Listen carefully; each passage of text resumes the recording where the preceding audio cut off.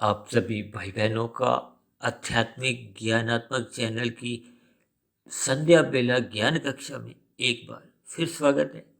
आज की चर्चा का विषय है शुद्ध कमाई। देखिए, सभी मनुष्य कमाई करना चाहते हैं, चाहे कोई व्यवसाय में हो या किसी भी प्रकार का। देखिए, एक जीवन के किसी भी स्थिति में हो, सभी मनुष्य लाभ चाहते हैं। अक्सर मनुष्य देखिए लाभ को धन से जोड़ता है, सुख सुविधाओं से जोड़ता है, जीवन में मिलने वाले पदार्थों से जोड़ता है, जीवन में मिलने वाले अधिक से अधिक विषय भोगों से जोड़ता है। जब जब मनुष्य के जीवन में ये सुख सुविधा, स्वाद, सम्मान, सत्ता, ये 5 भोग विषयों की प्राप्ति होने लगती है, तो मनुष्य नाचने लगता है, खुश होने लगता है कि मैंने सब कुछ प्राप्त कर लिया, मैंने संसार प्राप्त कर लिया, समाज में मेरी बहुत ही एक प्रतिष्ठा बनी हुई है, लोग मेरा आदर सत्कार करते हैं। यानी कुल मिलाकर जब जब उसको विषय भोगों के सुख मिलते रहते हैं, वो बहुत ही प्रसन्न रहता है। अक्सर देखिए कलयुग में ये जो शुद्ध कमाई का जो एक पैमाना बन चुका है, उसको मनुष्य इन सुख सुविधा यानी कि स्थूल शरीर के स्तर पर ही हम जितने भी सुख भोगते हैं, उन्हीं से ही एक साधारण मनुष्य ज्ञान के अभाव में उसी को ही एक शुद्ध कमाई समझता है। और समाज में भी देखिए अक्सर ऐसे लोगों की एक वाहवाही होती है कि इस मनुष्य के पास बहुत ही प्रचुर मात्रा में धन है, अपना मकान है, बड़ी गाड़ी है, समाज में उसका मान प्रतिष्ठा है। यानी ये सभी स्थितियां भौतिक स्तर पर एक अच्छी मानी जाती है। इसका मेरा देखिए कोई विरोध नहीं है। ये अलग बात है कि जब जब मनुष्य देखिए विषय भोगों को अमर्यादित ढंग से भोगने लगता है, तो उसमें प्रमाद आने लगता है। प्रमाद आते आते वो अचेत स्थिति में जाता है। उसका स्थूल शरीर के स्तर पर भी देखिए अधिक सुख सुविधा के साधन वो एक रोग लाते हैं। देखिए, जब जब आपका मरा खाया हुआ पचता नहीं है, तो स्थूल शरीर के स्तर पर विभिन्न प्रकार के देखिए एक रोग को, विकृतियां को वो उत्पन्न होती है। इसी तरह जब जब आपके हमारे जीवन में देखिए मन के स्तर पर भी रजोगुण की प्रधानता होती है, रजोगुण के साथ साथ कब मनुष्य का देखिए तमोगुण बढ़ने लगता है, अक्सर मनुष्य को देखिए बोध नहीं होता।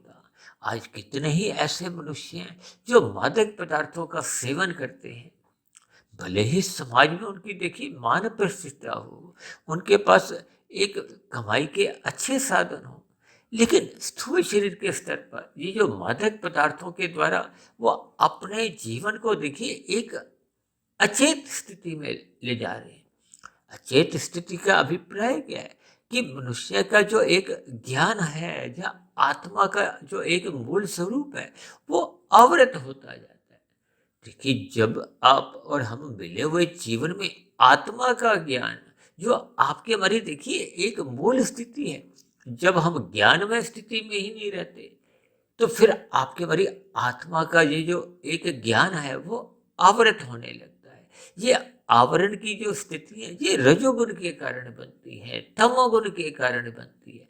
जब जब मनुष्य के जीवन में सत्वगुण की न्यूनता होती है, इसका अभिप्राय क्या है कि उसके जीवन में सत्संग घटने लगा है, उसके जीवन में देखिए धर्म घटने लगा है, परमात्मा की सम्मुखता घटने लगी है। ये सभी स्थितियां जब जब आपके हमारे जीवन में बनने लगती हैं, तो ये आपके हमारे जीवन का देखिए एक घाटा है। हम पतन की ओर जा रहे हैं, हम अधोगति की ओर जा रहे हैं, क्योंकि जब जब मनुष्य केवल स्थूल शरीर के स्तर पर ही अधिक पदार्थ इकट्ठे करता है या अपने 5 भोग्य विषयों का सुख लेता है, उसी को ही एक आनंद की स्थिति समझता है। देखिए, स्थूल शरीर की तो एक अवस्था है, बचपन अवस्था, युवा अवस्था। अक्सर युवा अवस्था में मनुष्य का रजोगुण प्रधान होता है। अब बचपन अवस्था में तो देखिए एक अबोध स्थिति होती है। अबोध स्थिति का अभिप्राय उसको शास्त्रों का तो कोई ज्ञान नहीं होता, धर्म के प्रति कोई एक विशेष एक रुचि भी नहीं होती। हालांकि अपवाद रूप में देखिए ऐसी बहुत स्थितियां देखेगी जिनके बचपन में ही परमात्मा के प्रति एक विशेष रुचि देखेगी, लेकिन ऐसी स्थितियां देखिए अपवाद रूप में देखी जाती है। अक्सर मनुष्य अज्ञानता में बचपन अवस्था में जीता है, तमोगुण की प्रधानता होती है, खेल तमाशों में उसकी रुचि बनी रहती है। लेकिन जैसे जैसे युवावस्था से हम प्रौढ़ अवस्था में आते हैं, प्रौढ़ अवस्था से फिर हम वृद्धावस्था में आते हैं, जो कि आपके हमारे जीवन की एक अंतिम स्थिति है। कि देखिए आपके हमारे स्थूल शरीर की अवस्थाएं हैं, बचपन अवस्था, युवा अवस्था, वृद्ध अवस्था।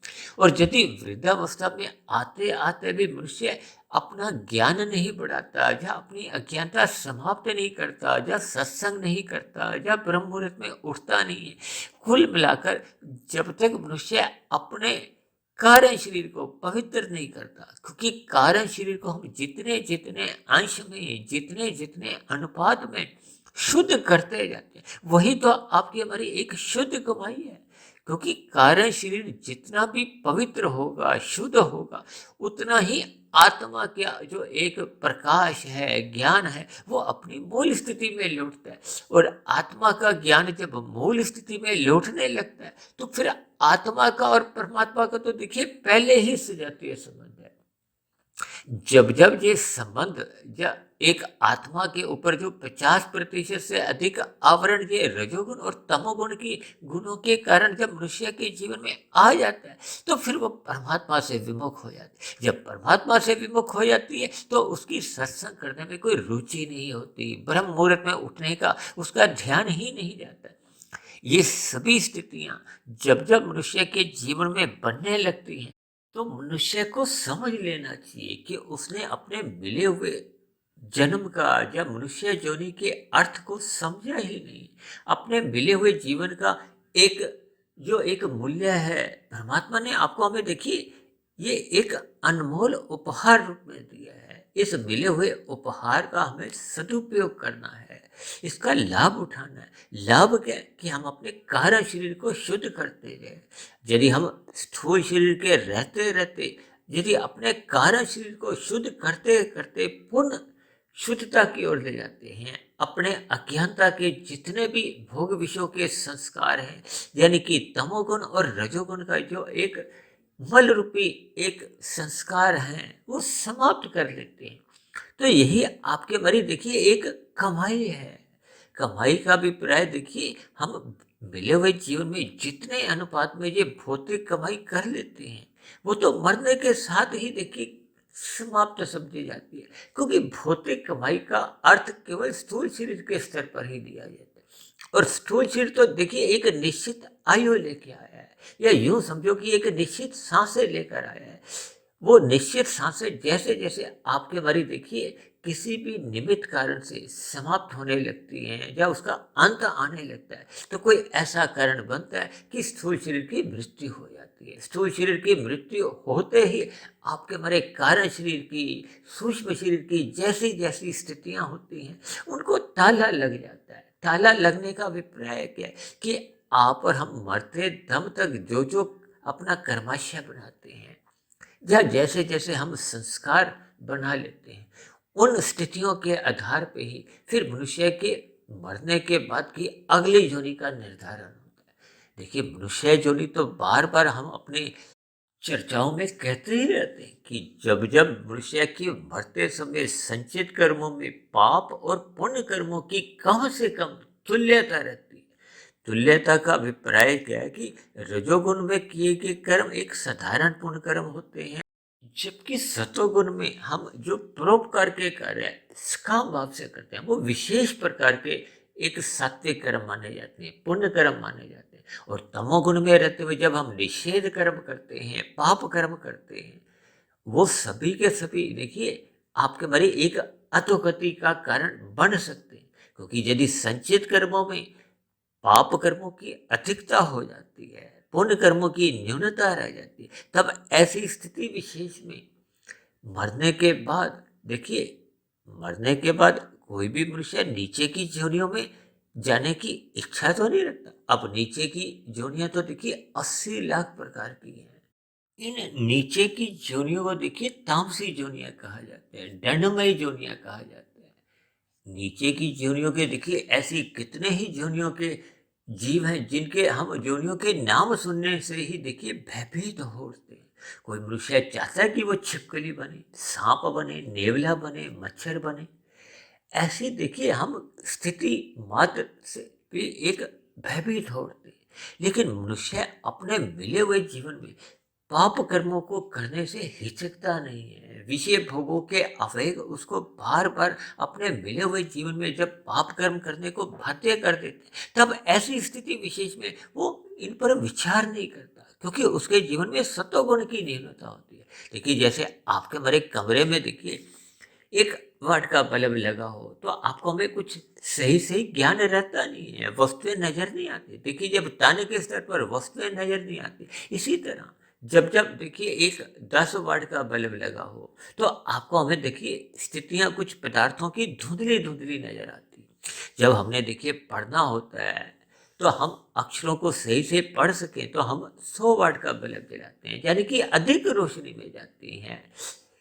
अधिक रोशनी का अभिप्राय देखिए सात्विक स्थिति से है। हम जब परमात्मा का ध्यान लगाते हैं तो आपके हमारी और शुद्ध स्थिति बनती है। देखिए इनके भावार्थ समझते हुए कि जब जब मनुष्य देखिए विषय भोगों में एक असत होता है तो उसकी बुद्धि देखिए धुंधली होती है। धुंध में हमें अधिक दूरी का नजर नहीं आता। अक्सर मनुष्य अपने जीवन में वो यही समझता है कि मैंने अपने जीवन में देखिए पुण्य कर्म ही किए हैं, पाप कर्म किए ही नहीं।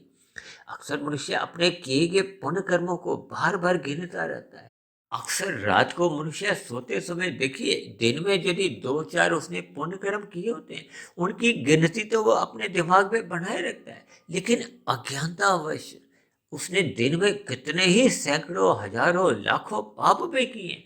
देखिए इन शब्दों को सुनकर हो सकता है आपको हैरानगी हो रही हो, क्योंकि कभी कभी मनुष्य देखिए एक पाप कर्म गुणात्मक रूप में करता है। यदि आपके द्वारा किया गया पाप कर्म 10 मनुष्यों को प्रभावित करता है तो आपका 10 गुना पाप हो गया। यदि आपके द्वारा किया गया वो पाप कर्म 100 मनुष्यों को प्रभावित करता है तो आपके 100 पाप कर्म हो जाते हैं। अब एक साधारण मनुष्य देखिए दिन में कितने पाप कर्म करता है, और उस किए गए पाप कर्मों से जब अन्य मनुष्य भी प्रभावित होते हैं। अब मनुष्य देखिए लाल बत्ती पे रुकता नहीं है, जंप कर जाता है, उसको देख के अन्य वाहन चालक भी उसी बात को अगर अनुसरित करते हैं तो आपका देखिए पाप कर्म एक गुणात्मक रूप में बढ़ रहा है।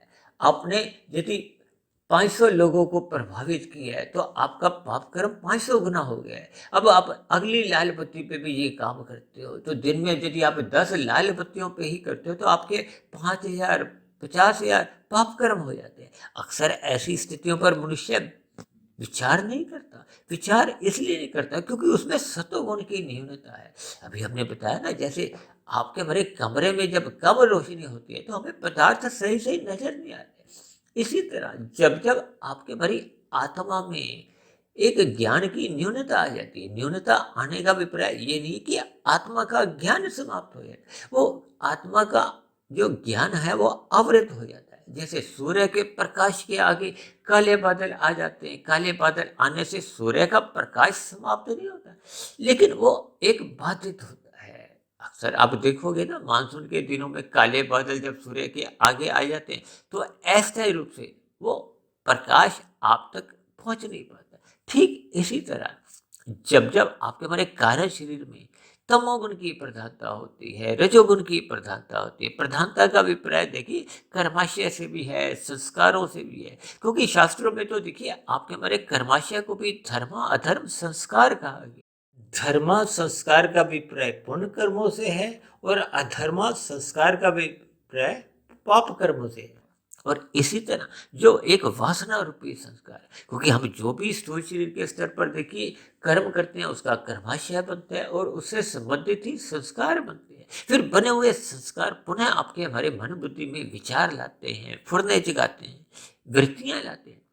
फिर मन बुद्धि के स्तर पर फिर स्थूल शरीर की कर्मेंद्रियों को, ज्ञानेंद्रियों को दिशा निर्देश चले जाते हैं और बाध्य भी कर देते हैं कि अमुक अमुक पाप कर्म करो, क्योंकि भोग विषयों का भोग इतना वेग से आता है तब ऐसी स्थिति विशेष में ज्ञान की न्यूनता होने के कारण वो उन पाप कर्मों पर करने से पूर्व कोई विचार नहीं करता। लेकिन हम देखिए जानबूझकर पाप कर्म करते हैं या अनजाने में करते हैं, आपका हमारा कर्माशय तो देखिए बढ़ता जाता है।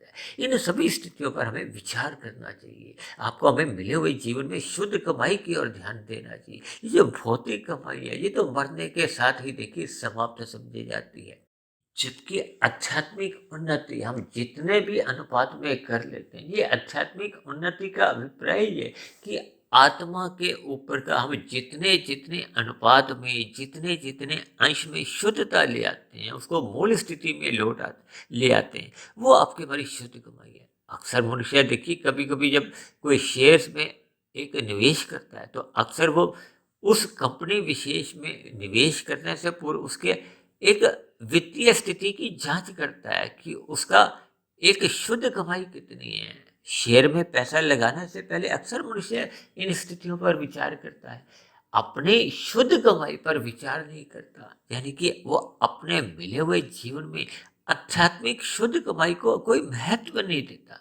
जबकि हम अपने मिले हुए जीवन में मनुष्य जोनि में जितनी शुद्ध कमाई कर लेते हैं वो मरने के बाद भी सुरक्षित बनी रहती है, क्योंकि स्थूल शरीर की समाप्ति होती है। आपका हमारा कारण शरीर और सूक्ष्म शरीर उस बने हुए संस्कारों के आधार पर, कर्माशय के आधार पर फिर पुनः एक अगली जोनि का निर्धारण होता है या अगली जोनि की एक सृजन करता है।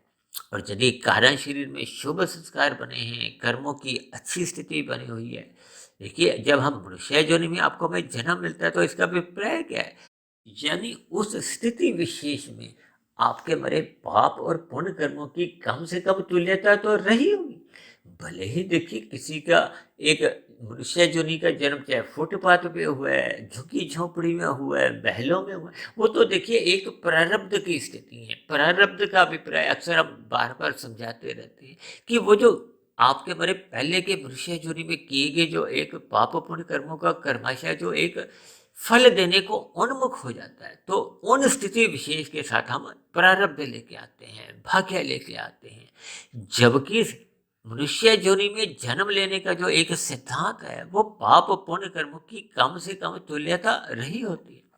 अब मनुष्य योनि में आपको भी जब जन्म मिला है वो तुल्यता को लेकर हम भी आए हैं। लेकिन यदि हम वर्तमान मिले हुए जीवन में यदि हम गुणात्मक रूप से पाप कर्म बढ़ाते जाते हैं, पुण्य कर्मों की न्यूनता रह जाती है, तब ऐसी स्थिति विशेष में मरने के बाद फिर अधोगति की स्थितियां बनती हैं। ये 80 लाख प्रकार की जो एक तामसी योनि है उनमें फिर मनुष्य को अपने बने हुए एक पाप पुण्य कर्मों का कर्माशय में जब वो पाप कर्मों की अधिकता होती है, यानी कि 50% से अधिक हो जाते हैं, तो फिर क्रमशः नीचे की योनियों में जन्म लेने को हम बाध्य हो जाते हैं।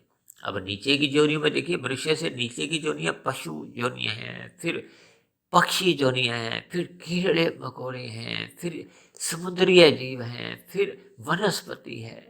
ये सभी स्थितियां आपके हमारे कार्य शरीर में बने हुए अनुपात के आधार पर।